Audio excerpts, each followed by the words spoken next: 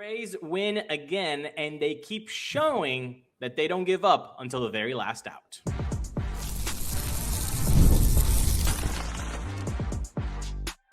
You are Locked On Rays, your daily Tampa Bay Rays podcast. Part of the Locked On Podcast Network, your team every day. He's Ulises Sambrano, and I am Kevin Weiss, and we have a lot to discuss on today's program. Later on, trade talks are already heating up. In a few minutes, a playoff push could yield some key roster upgrades. But to start, the Rays showed off their clutch skills last night. That's right. The Rays prove they have that needed clutch factor for a special season, and it doesn't have to be from the big three. Yesterday, it was Taylor bleeping Walls coming through with a two-run single that honestly was very much needed because the Rays squandered a 5-0 lead they had in the seventh inning. It was insane. I mean, that's a throwback to the last couple of years. Yeah. Unfortunately. So it was good that the Rays won. It was good that they show that they can play to the very last out and not give up when the going gets tough. And that's the making of a really good or a great ball club, is not just, hey, 5-0 and you close it out, but when another team comes back and rallies and could possibly win, when you're on the road, being able to fight and stave that off in the face of adversity. So even though there might be a bullpen issue here and there, even though there might be a defensive gaffe here and there, the team as a collective group picks each other up and doesn't play the blame game. And moments like yesterday, winning 7-6 in 10 innings on the road against the division rival, I think we'll continue to harp on it.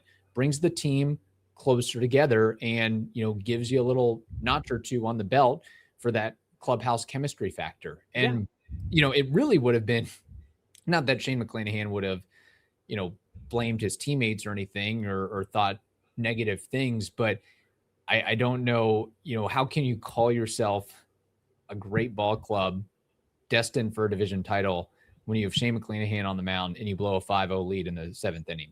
That's not winning baseball. No, that's 2025 Rays ball. That's 2024 Rays baseball. That's 2016, 2017 Rays baseball. Like, what you have seen so far has been the antithesis of that type of ball. It's, we have a lead and we're not going to squander it. And they did squander it, but then they came right back a couple innings later. But you said a name that we have to, again, highlight once more. Shane McClanahan. He extends his scoreless streak, his career high.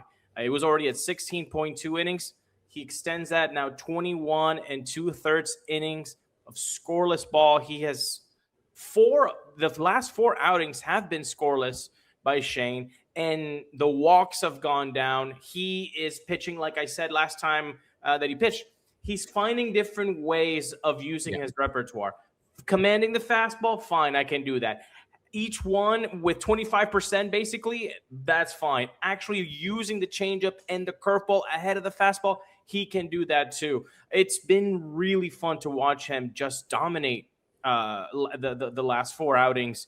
And Kevin, I got to tell you, he keeps this. I mean, I think he already has comeback player of the year in the bag, but he keeps this up.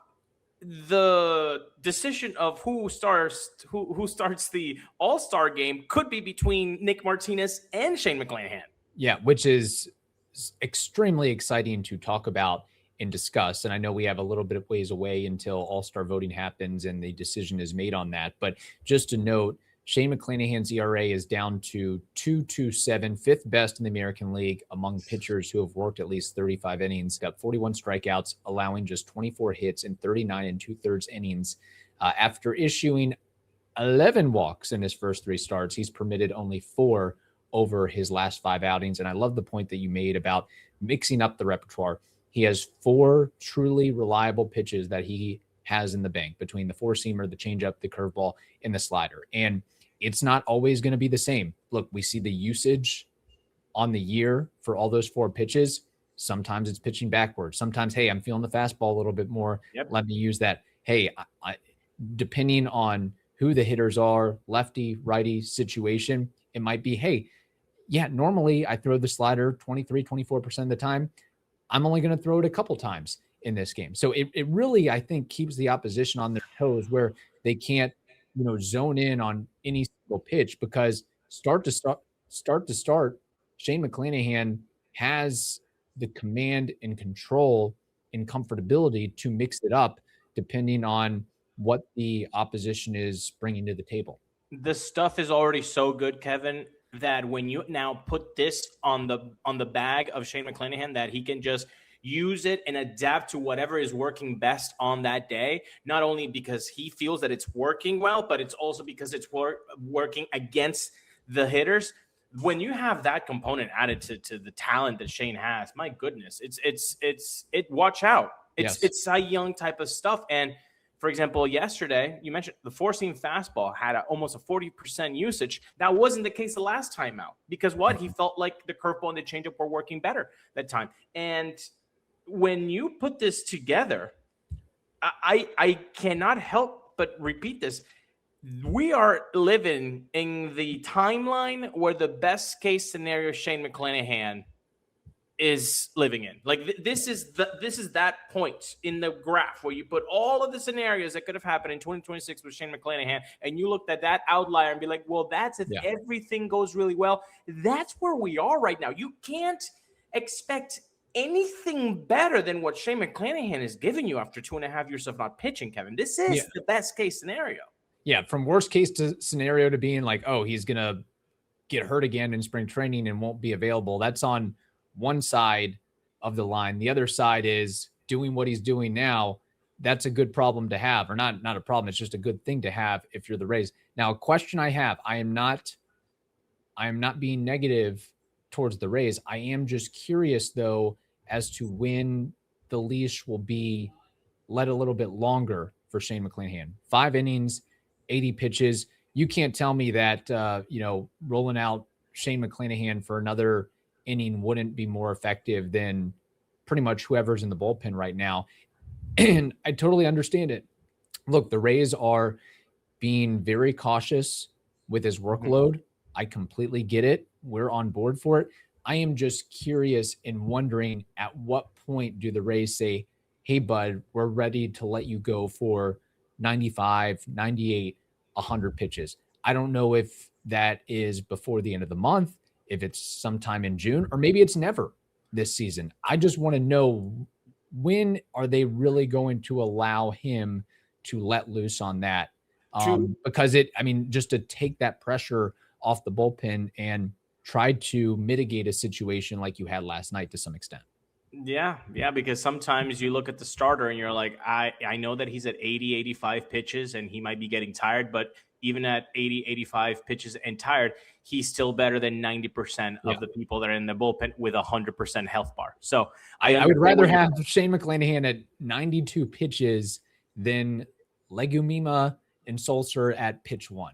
I 100% agree. And yes, I will say two things to your leash question on Shane McClanahan. Number one, if we take Drew Rasmussen as a barometer on how they take care of their pitchers, Drew Rasmussen is not given the leash to even touch the 7th inning. So that's one thing. And I know he's had 3 arm surgeries, so that's a lot. But it's not like Drew Rasmussen hasn't shown that he has the ability. So that's one thing with Drew Rasmussen not being shown the leash, right? So you have that as a barometer. And then number 2, I believe that they would rather shave off his innings this way, going just 5, the occasional 6 if the pitch count allows it, so that he's able to pitch in October, or he's able to pitch throughout the season without being cut off. I think, obviously, I agree with you in the Legumina thing. I'd rather have Shane up than Sulcer and company. But there is something to say that, would I rather him pitch every 6th inning like that, or would I rather just keep those 6 innings to the bullpen, and hopefully that gives Shane the ability to pitch later in the year? Yeah.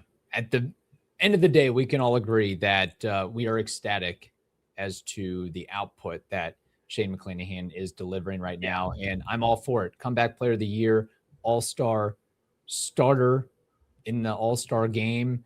Let's get it going. Hey, Rays fans, you be prepared to, push for your players this year in the all-star voting and so forth. Just saying. All right. Speaking of push, a playoff push should allow the Rays to cement their roster a little bit further.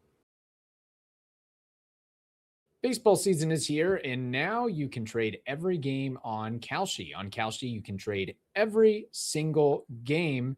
In fact, today, the Rays are trading at 43% probability to beat the Blue Jays, meaning a $100 trade pays out $233 if they win. On Kalshi, you're trading against peers in a live market, meaning there's no house. And as the probability changes, you can buy in and out of your position. For a limited time, download the Kalshi app and use code LOCKEDON to get $10 when you trade 10. Kalshi, Kalshi. Trade on anything. 18 plus only. Restrictions and eligibility requirements do apply. Event contract trading involves risk and may not be suitable for all investors. Prices, values, and available markets may differ from those mentioned. For more information, see kalshi.com/regulatory. Baseball is finally back, and to celebrate, we're giving you a full month of the Everydayer Club for free. Go to lockedonrays.supercast.com and use code FINALLEAD. We have a mailbag question here from Mr. Pot44. Says, greetings from Denmark. Big Rays fan here, but new to the game. What will it mean for the Rays to make the playoffs economy-wise? Will it boost it a lot, and will they get some big players in before playoffs or sign Junior Caminero, Chandler, Simpson for a long contract? I would love to see them as the faces of the franchise. Such likable players. Love the podcast. Keep it up. Well, first of all, Mr. Pot44, thank you for writing that comment, and hope you keep listening, and thank you for finding us. A stupid question here. What do they speak in Denmark? Dutch? What's the language of Danish? Danish. Okay, there we go. Mm-hmm. I don't know much about Denmark. I'm sorry. Ulises is the world traveler. That's one that I've missed on the Nordic side. So I'll you have to give me some tips, Mr. Pot44. Let's take this with. I want to hone in on something that, because there were a lot of questions there, but I want to hone in on the big players in before playoffs. Okay. So Gavin Lux has been pulled off from rehab. And it seems like we got a Ha-Sung Kim situation with Gavin Lux. At least not as expensive. But it seems like, time keeps on ticking, and he doesn't wear a Rays jersey. So I started to, thinking, okay, if Gavin Lux is not available, is Richie Palacios, Ben Williamson the answer at second base? Or could the Rays do something? And then I started thinking, well, I'd like some pop. And I'd like some pop from the left side. And it would be nice if that player played second base. And would it be nice if you knew that he would mesh well with players in the clubhouse? Wait a second here. Isn't there a guy named Brandon freaking Lowe that could be available, Kevin? Brandon Lowe, for those that are not keeping track of how he is doing, in 2026, he's slashing 261, 364, 558 slugging. That's a 922 OPS. He's got 10 bombs. Just as a reminder, Junior has 11. So, great season by Bilal. Do you see this as an option, or am I in dreamland? Probably in dreamland, but I would love to see it as an option. I mean, looking back in hindsight, if the Rays understood or realized how good they would be this quick in 2026, I think they would probably revert back on not trading Brandon Lowe or letting him go. I mean, it's really all contingent. What makes it dreamland? Tell me what it makes it dreamland, because I'm sitting here saying, I would say one thing that makes it dreamland. I don't think the Rays would be opposed to bringing back Brandon Lowe. They're going to have to pay up to get him. But I would think the key situation here is how the Pirates are doing. If the Pirates start tanking or really struggle, then yes, I think there's a realm of possibility there.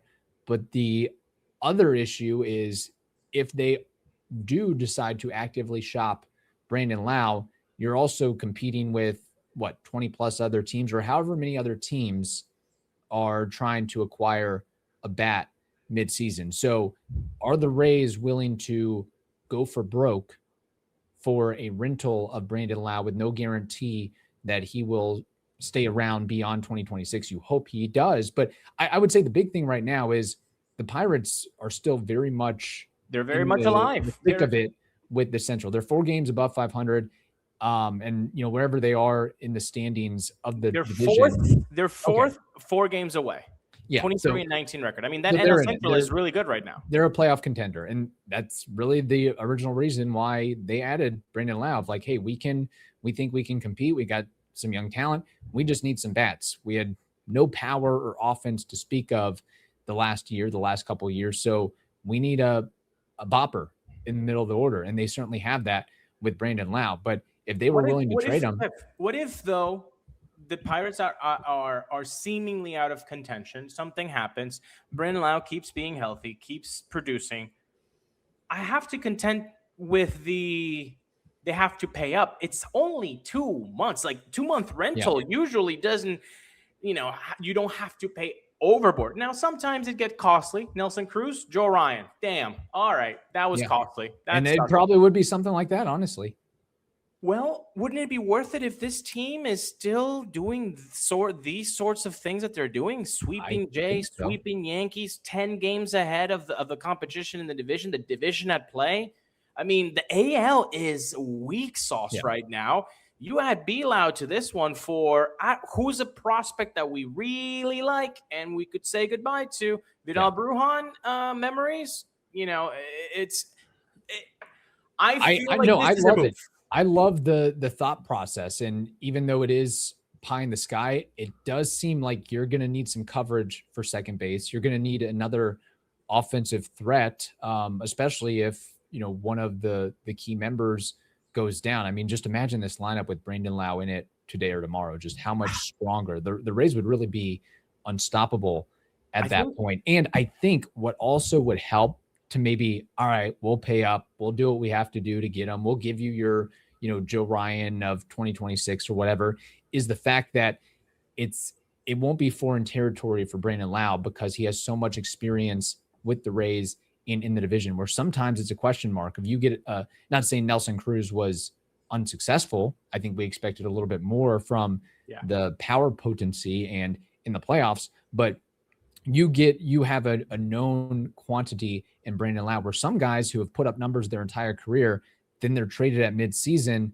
they kind of fall apart. They don't do anything. They go through a slump, and it's like, man, why do we give all that for average-ish production? Where with Brandon Lowe, you can pretty much know that he can step into the clubhouse the next day and it'll be like nothing happened. It'll be like nothing happened. And again, it's half of the salary. So $5 million, you have to give up something of worth from your farm system, but you can only do that if you feel really good about your team. And if this team keeps doing what they're doing, that means top of the division, the AL being completely, non-competitive.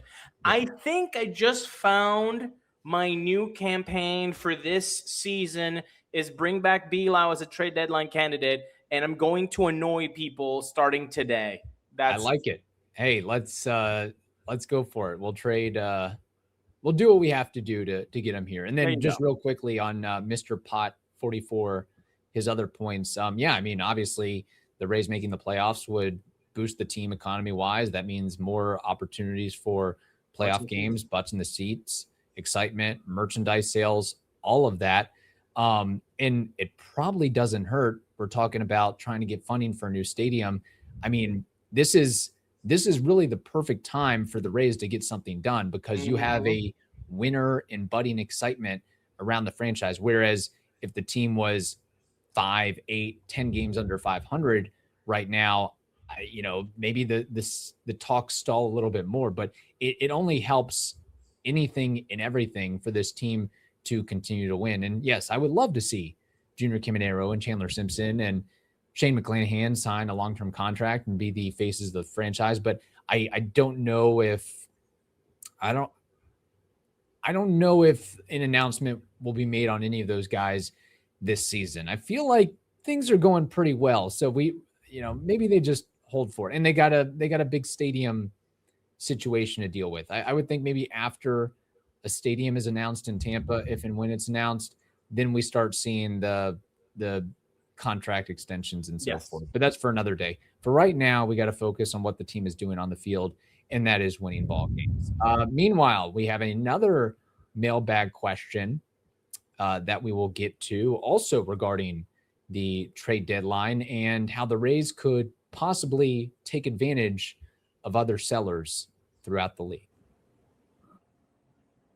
If you've ever opened your bank account and thought, where did all my money go? You're not alone. Keeping track of subscriptions, spendings, and bills can get overwhelming pretty fast. And that's where Rocket Money comes in, helping you take control of your finances all in one place. It tracks all your subscriptions in one spot and can help cancel the ones that you don't need with just a few taps. I know you've got subscriptions on there that you don't even remember that you have them. Well, Rocket Money can help you. It categorizes your spending. It can see actually where your money is going. Rocket Money is a personal finance app that helps find and cancel unwanted subscriptions, monitors your spending, and helps lower your bills so you can grow your savings. Let Rocket Money help you reach your financial goals faster. Join at rocketmoney.com/locked-on. That's rocketmoney.com/locked-on. Thank you for listening to the Locked On Rays podcast and making us your first listen of the day. We appreciate it. We are, of course, part of the Locked On Podcast Network, number one sports podcast network out there. Ulises, we got another mailbag question/comment. And we just like to reiterate that whether you send us an email, a DM, or put a comment in YouTube, there is a chance, just like there's a chance the Rays could get Brandon Lowe, there is a chance that we will read that on the program and discuss as such. So this comes from Daryl Brooks 4412. Houston might be sellers. Yordan Alvarez might be available. We have a surplus of Rule 5 eligible players for 2027. So we have the pieces needed to acquire Alvarez. If the team is healthy and in the hunt for the division, should we make this move? Would be great to have a proven power hitter who can bat behind Junior. Some risk. He has a history of being hurt, and he is signed for $26 million for 2027 and 2028. Simpson would have to be ready to move to center field. We're playing great. Would be nice to make the playoffs. If you want to make a deep run, this might be the move. So Ulises, very similar to your theory or thought or want of getting Brandon Lowe in a Rays uniform. That is not the only option. I would imagine there are other pieces at play. I mean, we're starting to see the tea leaves of who is going to be a buyer, who is going to be a seller, who is going to be a holder at the trade deadline. We're already seeing articles in mid-May of trade deadline candidates and sellers and buyers and so on and so forth. And Houston is on the list of being a team that might do a quasi fire sale at some point. And Yordan Alvarez, who wouldn't want Yordan Alvarez? But that is a price to pay. And I will tell you why it's a price to pay. Not only is he under team control for the next 2 years, but the dude is slashing 308, 413, 616. He's not even 345 on the slash line. He's 346. That's a 1.029 OPS. I mean, just fantastic. 13 home runs. If you look at his Baseball Savant page, you would bleed from so much red that you're seeing on the screen. It's ridiculous. Now, obviously, in this scenario, I am thinking that if you get Yordan Alvarez, you can't DH him. You can't. So you're going to have to take, unfortunately, a hit defensively because you already have DH Yandy Diaz extraordinaire. So then that means Yordan Alvarez goes to left field. Left field is by Simpson. So then Simpson would have to move to center. That means that a lefty center fielder would no longer be there. That could very much well be Cedric Mullins being out of here. Now you're platooning Mullins and DeLuca in center field. And then in right field, you're doing Valade plus who? Exactly. That sounds like a lot of moving parts to accommodate Yordan Alvarez. And we haven't even got to what it would cost to acquire him in terms of prospect and Rule 5 players or active I will players. say this. I will say this. The Rays have a ton of Rule 5 eligible guys this offseason. So they need to do something or else they're going to possibly lose these guys. So this could be the time to push for a big chip to actually get something of value for these guys that are going to be Rule 5 eligible. So there's also that to consider. The Rays do have the surplus of talent plus the need to get rid of these guys. Question for you. Say in a bizarro universe, let's say you get Yordan Alvarez. So you have Yordan Alvarez and Yandy Diaz on your team. Would you be more comfortable having Alvarez in the field or Yandy in the field? Or it's a wash at that point? Look, for all intents and purposes, Yordan's a DH. I don't know if we want to see him holding a glove anywhere. No, you do not want to. But I think the allure of having him in the middle of your lineup is too big to say, well, defense. I know some people are more defensively minded, but I just feel like that's such a big power bat. I mean, maybe. Well, not just defense, but also base running. Look, base running is awful. Is constructed. Yeah, I mean, he's like in the 4th percentile. Yeah, so he can't run and he can't field. He's there to swing a bat and get on base, which he does extremely, extremely well. He is one of the better hitters we've seen in the last decade plus. That's where I would be more, honestly, if we're talking likelihood, I would think it would be more likely that the Rays get Brandon Lowe than Alvarez, because Brandon Lowe can at least hold his own in terms of fielding and running the bases. Now, there's a little bit of an issue with the strikeout rate, but it's not something that can't be absorbed from the rest of the roster. I mean, that's the benefit of having Yordan Alvarez over Brandon Lowe, is the fact that Yordan does not strike out very much, where Brandon Lowe is a tendency to whiff here and there. But it just seems like a lot of moving parts in terms of, how you're going to accommodate him and accommodate him, because not only is it, well, we don't want Yordan to have a glove, but if he has to have a glove and put him in left field, then you're making other guys be placed in spots that maybe they're not 100% ready for. Is Chandler Simpson ready to make that move to center field? He seems to be doing pretty good as a left fielder. So you got to think of the domino effect that will have, plus just the cost factor and the name factor, and who's going to pay that amount of money for. Well, are the Rays going to pay that amount of money? I think rental of Yordan Alvarez, or maybe you require the Astros to say, hey, you got to eat some of this contract or salary before we can take him on board. I think it would be more of that, and then the Rays would be paying with more prospects of quality if they take more money. Now, I think the perfect puzzle piece here would be Brandon Lowe, but Yordan Alvarez just is such a he's a superstar in the game. Like he does nothing but hit for power, for contact. I mean, he is just an elite hitter. And let's just put it this way. And he's still in his prime too. It's not like he's Nelson Cruz at 37, 38. Yordan's only 28 years old. And he might make the Hall of Fame if he keeps it up as a DH only guy. Again, his worst season is an 800 OPS.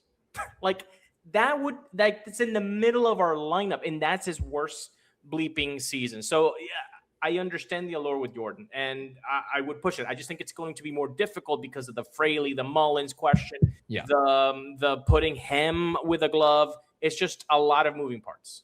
It is. And look, it's not just the Astros that are going to be selling. There's going to be teams like the Red Sox, possibly the Twins, the Nationals, the Giants.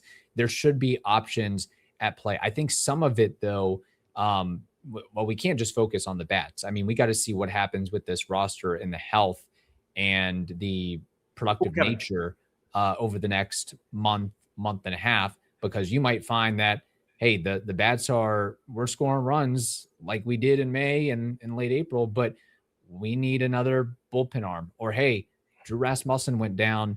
We need a a starter, a veteran starter that can fill a need for several weeks or more than a month. So I think, we just really need more time to determine what those specific needs are. Maybe it's all the above. Maybe it's a bat, a reliever, a starting pitcher, whatever it may be.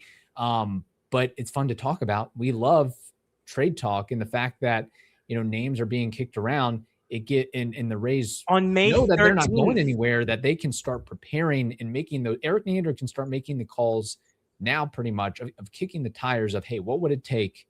This is what we have in mind. Let's work through it over the next 2 months. Kevin, on May 13th, the fan base, at least the Locked On Rays fan base, is so happy that they're talking trade targets. This is awesome. Yeah. This is great stuff. So keep on sending your comments. Keep on sending your mailbags. We enjoy talking about all this stuff. We enjoy having a winning ball club. It's really fun. It's a great surprise 2026 so far. Let's hope they keep it up so we can actually keep going and talking about more trade targets. Much better than the last couple of years when all the talk seemingly has been about who are we going to lose? When are we going to trade Yandy? Right. And what are we going to trade him for? On that note, thank you for tuning in to today's Locked On Rays podcast. Make sure you subscribe and follow our podcast so you get all the latest episodes. If you never miss an episode, the Everydayer Club is built for you. Get Locked On Rays ad-free, plus members-only Discord access and more. Head over to lockedonrays.supercast.com to join the club.